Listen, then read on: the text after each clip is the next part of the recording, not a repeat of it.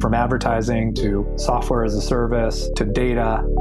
Across all of our programs and clients, we've seen a 55 to 65% open rate. Getting brands authentically integrated into content performs better than TV advertising. Typical lifespan of an article is about 24 to 36 hours. If we're reaching out to the right person with the right message and a clear call to action, then it's just a matter of timing. Welcome to the MarTech Podcast, and I Hear Everything production. In this podcast, you'll hear the stories of world-class marketers that use technology to drive business results and achieve career success. We'll unearth the real-world experiences of some of the brightest minds in the marketing and technology space so you can learn the tools, tips, and tricks they've learned along the way. Now here's the host of the MarTech Podcast, Benjamin Shapiro. Welcome to the MarTech Podcast. I'm your host, Benjamin Shapiro, and today we're going to discuss maximizing your growth potential with data-driven SaaS lead generation tools. Joining us is Jeanna Barrett, who is the founder and chief marketing expert at First Page Strategy, a global growth marketing agency that partners with product-led companies looking to achieve high volumes of sustainable growth. First Page Strategy is structured to mirror some of the technology's best-in-class marketing teams across bootstrap startups, acquired unicorns, and Fortune 500 companies. And they also rank number 129 on Inc. magazine's 5,000 list for the Pacific region's fastest-growing private companies. And today, Jeanna and I are going to discuss lead gen strategies for SaaS. All right, here's the first part of my conversation with Jeanna Barrett, the founder and chief marketing expert at First Page Strategy. Jeanna, welcome to the MarTech Podcast. Hello. Thanks for having me. Excited to have you here. Excited to talk a little lead gen, little marketing strategy. We got a couple of great topics for you. First and foremost, calling in from a very exotic location. Tell everybody where you're recording this podcast from, because I think it's fascinating.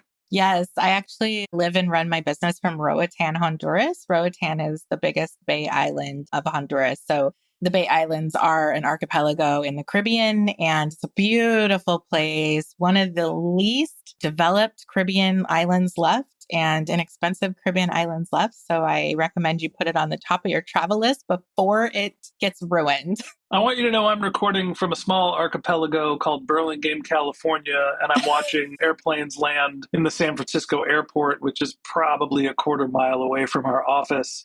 I just wanted to say we're at an archipelago because it sounds exotic. And look, you've got a fascinating way that you run your organization. We are very similar in that regard. I mean, I can't leave the house without my children, so you get a little bit more freedom in what you're doing and where you're doing it. But we both run remote teams and serve B2B SaaS companies. So, hey, let's talk shop. Tell me a little bit of the tools of the trade. Let's start off with lead gen strategies. We're all looking to fill the top of that pipeline. And SaaS businesses have some thematic ways that they're doing that. What's good for lead gen for SaaS these days? So I think the conversation now is really about how you get leads and have creative ways to bring in leads, moving away from gated content. Not that gated content still isn't going to work, but there's a lot more tactics to look at. And then 10 years ago, when we talked about lead generation and what everybody was doing was putting up a form and a landing page. So we are specifically focusing a lot right now at First Page, not only for what we do for our clients, but for ourselves and bringing in leads for people that want to work with us. So one of the ways that I think is super great is thought leadership content strategy. So really getting your name out there and all of the great and brilliant ideas that your company has and what you do and speaking about it instead of just staying quiet. So as a founder, you need to get out there and talk about the things that you do for your customers and why you do them. And one of the greatest ways to do that is on podcasts, which a lot of people don't think about them this way, but can be like a great lead generator as well. It's interesting that you say podcast, because I want to talk to you about how we can do lead generation, not just for a podcast. I'm in front of the microphone a fair amount. I've been doing this podcast for like 5 or 6 years. Our network has, 6 or 7 other podcasts that are active right now. But we're always looking to find new clients to do content production for. And honestly, I learned about how to do that from this podcast. So Give me some advice here. We're not exactly a SaaS business, but we're somewhat close. We're a technology layer for companies to be able to use their podcasts. How do you find people that are like, oh, I don't know, I want to create a podcast? They're not exactly raising their hands these days. So I think the most important place to be, are you guys doing outreach and working on LinkedIn? Because I know HubSpot just released a report where they said LinkedIn was 277% more effective than other social platforms in reaching people. And considering like all of your marketers and leaders and B2B owners are on LinkedIn, there's a lot of really cool ways you can automate outreach there and use different tools like Dripify to create outreach, customized funnels and automate pulling in leads from LinkedIn. It's so logical and it makes so much sense. Of course, we're not doing that. Yeah. We're just doing our networking.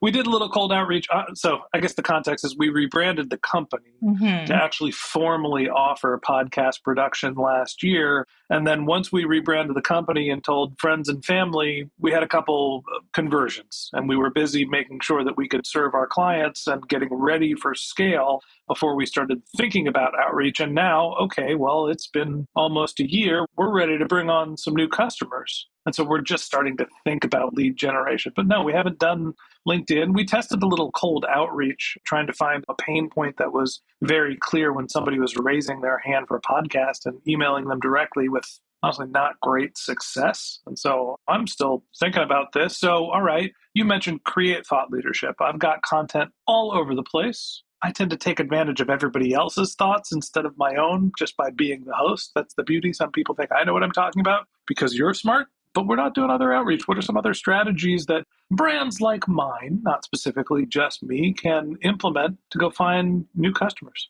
First and foremost, we would always step back and talk to people about and company leaders about their strategy of their personas, right? So I'm thinking like, who is your persona? I think you either can find customers in agencies like mine that need to create podcasts for their customers. So that's a persona.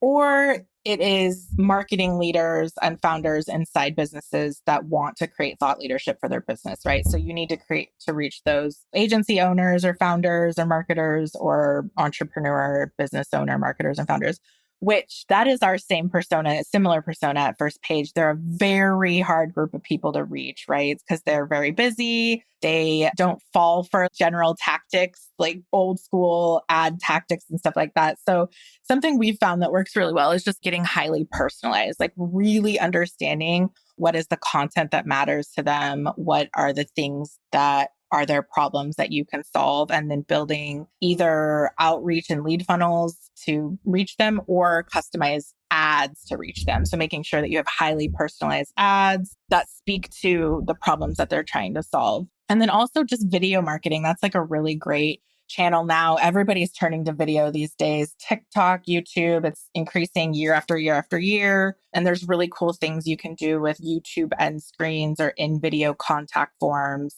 And if you're already podcasting, then that's a really easy transition. You know how to speak in front of people. You've got some personality. You're not shy on the camera likely, which is half the battle with creating video content. So repurposing some of that content into video and using some lead generation strategies in video is a great way to tackle it also. So I don't want to make this just all about me. We've got personas similar to yours. Talk to me about what the struggles most SaaS businesses have when they're starting their lead gen tactics. Where do people normally fall down? I think it's just where to focus because every SaaS company is going to have a budget. Every company in the world has a marketing budget that's only so big. And so when I'm telling you, oh, do thought leadership or do automation on LinkedIn or do personalized ads or do video marketing, it's like, where's the most bang for your buck, right? So really, I think when you're getting started, it's choosing really lightweight tests so that you're not sinking $40,000, $50,000 into something you don't know is going to work and spreading those tests out across different tactics each quarter to really test what's working before you go deep into any channel or any tactic. So just like the quick wins iteration thing is something we do a lot at FPS. It's really popular in the tech industry. Also, if you work at any startup or tech brand, testing and quick wins is a language that many are familiar with. So yeah, just choosing a couple of things to test and getting in and out quickly if it's not working. Seems like there's always this urge when you're starting to think about a new lead gen strategy that you want to do everything. There's LinkedIn, there's YouTube videos, you can create your own content, build a podcast. Maybe I should go back to traditional Facebook ads. I'm going to start writing letters and handing them out to people in person because I want them to be personalized. You can do anything. How do you figure out what is the right match for your business when there is a plethora of channel? How do you figure out what you should test first and prioritize?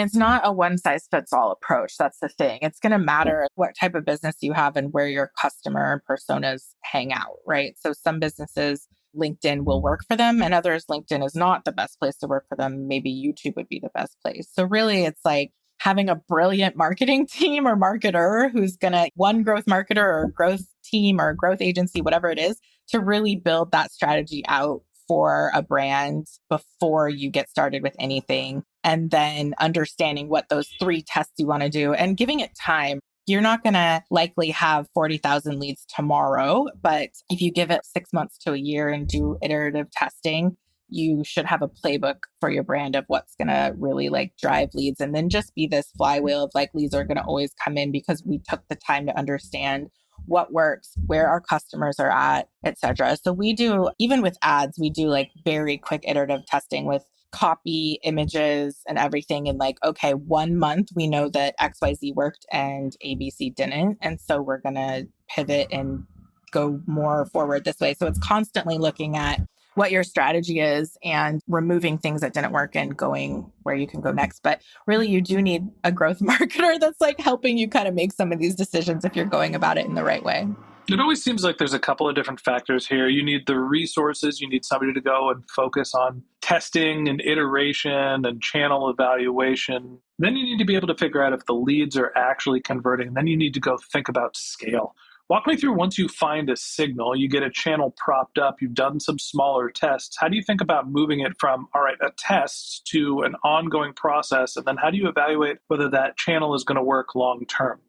Well, I think the most important thing really is to make sure that you have a tool or a process to check your tests of what's working. So generally a CRM or marketing automation tool is something that you need to be able to use. We use HubSpot, big fan of HubSpot in my career for the last 17, 15 years.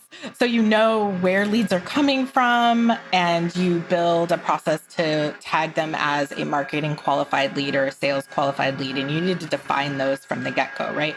So if you set your business up that way to really be methodical about how you're tagging and tracking the leads and understanding what's a win, then you can understand what's working and not working. And when you understand perhaps a channel that's working to drive more leads, that's when you can start doubling down and putting more money or more resources in. One of the ways we scale at First Page when it comes to resources is, can you find someone to work on something part-time on Upwork and maybe get someone 30 hours, 40 hours a month on spending more time on this channel? And then once it's really taking off, then you move into maybe hiring that person full-time, or you just continue to scale with 3 or 5 people working part-time off Upwork or contract basis until you have like new clients coming in from the leads, new customers coming in from the leads, and then can put more money in the channel.